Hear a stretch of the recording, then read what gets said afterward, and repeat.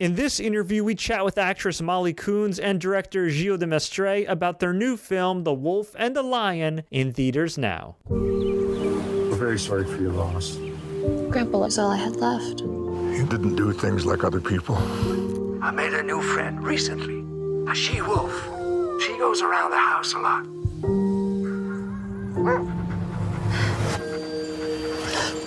What are you doing? It's okay. You've got a pup.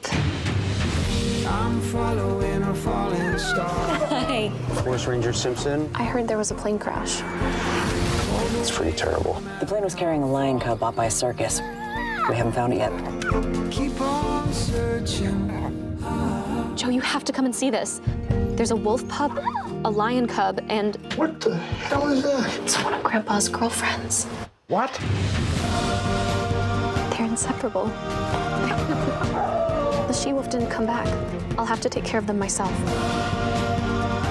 You have no right to them.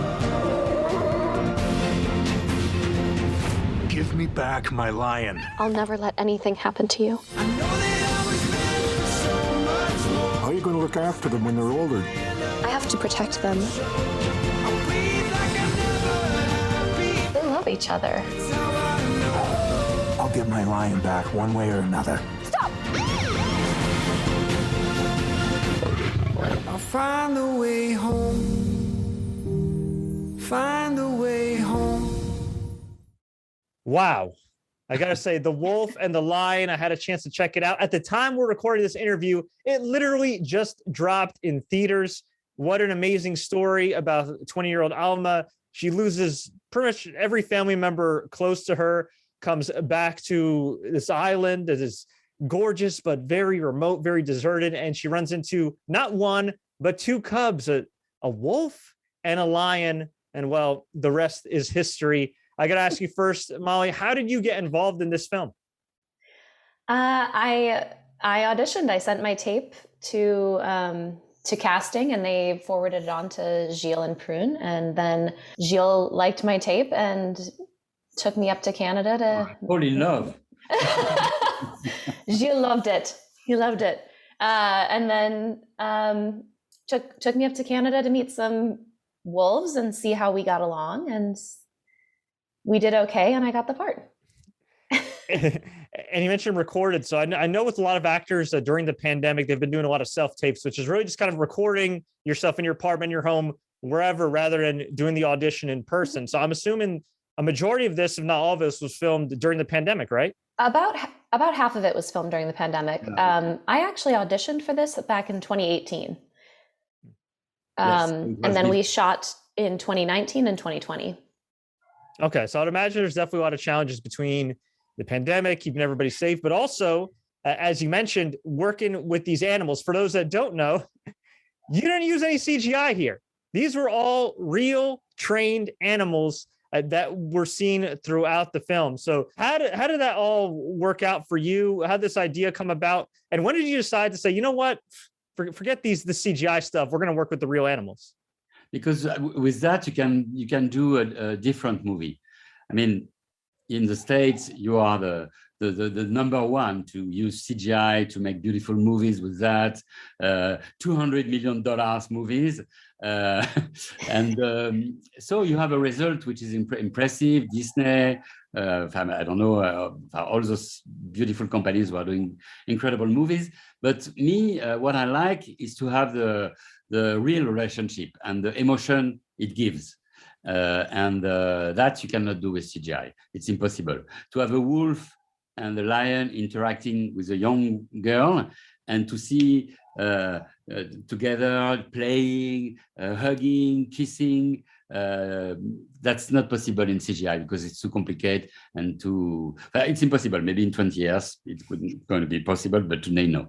So I like the emotion it gives, the plus it gives on those movies. So I try to find stories, and under that have messages around our world, our planet, and that we have to protect this beautiful nature and those incredible and majestic animals. who are endangered. And so I try to find stories to move the audience and to ask them to maybe help those animals. It's kind of funny. You said it's complicated. It's impossible to have a wolf and a lion interacting with each other through CGI. So you decided to do it in person, which with real animals, and obviously that's not easy as well. So what were the challenges that you ran into as a director, kind of coordinating everything, make sure these animals are trained, and obviously making sure Molly as the lead actress is safe when interacting with these? Well, it's a kind of nightmare. But no, it's a process. I mean, we don't train animals. Our trick is really love and bond, and so it's not really a trick. I mean, it's relationship, and the time, patience are the ingredients to do those kind of movies. So we spent 2 years to do that. Molly spent a lot of time with the animals. The animals began interacting, the wolf and the lion, when they were like 5 weeks, 6 weeks old, and they were always together, and they became brothers, because it's not a problem of a wolf of a lion. It's a problem of two cubs together, and they play together, they sleep together, they learn from each other. And after we get to the set, and we have them here, we are very quiet, we're a small crew. Molly is really adapted to them. And we try to, we have a script, but we change the script with the character of the animals, with the way they go. We try to adapt the camera to that. And so we did 16 versions of the script, because we changed a lot of things, because we saw the animal were different what we imagined. So it's a complicated process. It's a live process. It's really not we don't use often that in movies, but I like to do movies like that. That's pretty incredible. And obviously you have to adapt. And Molly, for you, I mean, I'm sure you're used to working with various co-stars. You're not used to working with live animals. So what were some of the challenges you ran into, and how did you evolve as a performer over the course of filming this film? It was so different as a performer to work with animals, because they're, like you said, they're entirely unlike any other co-star I'd ever had before. It's not only improv, but you don't, there is no planning, there is no rehearsal. You just have to see what they want to do and where they go with the scene, and then you follow their lead. And I think the beautiful thing is that I really did know them so well. And so I was able to see how they were feeling and play off of their energy. But of course, they were my first priority. And if I don't have a bond with them, I don't have anything. So including maybe my limbs. So I wanted to, I think as a performer, normally you would adjust your voice and adjust your body language to the character and to the scene. And in this instance, it was so much more important for me to adjust my body language to make sure they felt safe and make sure they felt good, and my voice too. So a lot of the elements of performance that I would normally do were adjusted for them. They start out as cubs. These animals that we see, the wolf and the lion, are the same ones when they were little and grown throughout the film, right? They spent all this time together. So I would imagine that this was filmed over the last couple of years, and they practically grew up together and grew a bond with you, right? Yeah. Exactly. Yeah, that's the process. It's the same animal. They grow together, and that's because it's safe. If you put different animal, I'm sure if you put a wolf and a lion together, they don't know each other. The lion is going to kill the wolf in 1 second. That's incredible. Did it surprise either of you at all that they grew so close? I mean, it's one thing to film it and have the magic of post-production, but for them to actually be best friends in real life, I would imagine to this day, I mean, that had to somewhat surprise you. Yeah, me, I didn't think it would go so far, that they would be so close. And that's fantastic, because what's funny, they learn from each other.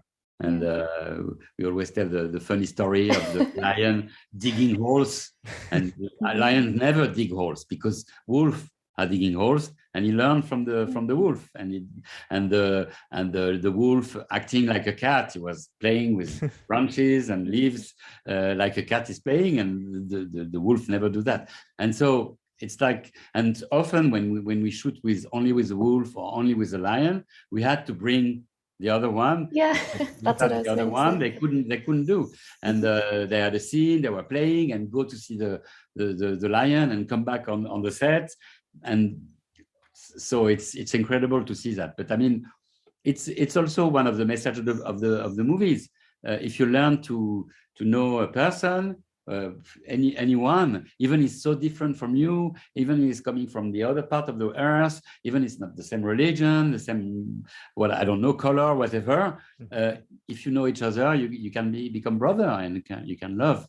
And so that's also the message. A family is love. So Mozart and Dreamer, they're still best friends in real life. They're based in Canada now, or are they just kind of roaming wild? Where are they at these days? They are at Andrew Simpson, which is the animal coordinator. He kept them together because they were inseparable. Because at the beginning we were supposed to send the lion back to Africa, but they were born in Canada, so they are Canadian lions. But we wanted to give them a retreat in Africa. But at one point, when we saw such a relationship, we didn't want to separate them, and we thought it was more important the bond they had than going to Africa where they don't know Africa, those lions. That's so cool. And Molly, for you, do they miss you at all? Do you ever get the urge to visit them now that you're done filming this? I do, yeah. I hope they miss me. I hope they're roaming around thinking about me every day. I doubt it, but I miss them, and I'm planning to go up and visit. The border was closed during COVID, so it was difficult. I couldn't go see them, but hopefully sometime this year I'll be able to make it up. Well, we definitely look forward to checking out The Wolf and the Lion, currently in theaters right now. Strongly recommend everybody check it out. In addition to The Wolf and the Lion, do you two have any other upcoming projects you'd like to talk about? I'm shooting at now in Mexico, and a new movie, a comedy about the Amazon forest. But it was a kid, and there is a jaguar, and it's very funny adventure. One more thing, in one line or less for each of you, why should people watch The Wolf and the Lion? It's heartwarming. It's a feel-good movie, and I think people need that right now. Agreed. It's more than one sentence. Agreed. And Gilles? We try to do a movie to share in families. The parents and the kids can share the movie, discuss about it after, take a lot of pleasure to see it, and after be happy to share something good for the heart, I think. Fantastic. Well, thank you two so much for the time. It was a pleasure to review the film, to check it out. I strongly recommend everybody watch it. The Wolf and the Lion in theaters right now. Congratulations on all the success, and hope to talk to you guys again soon.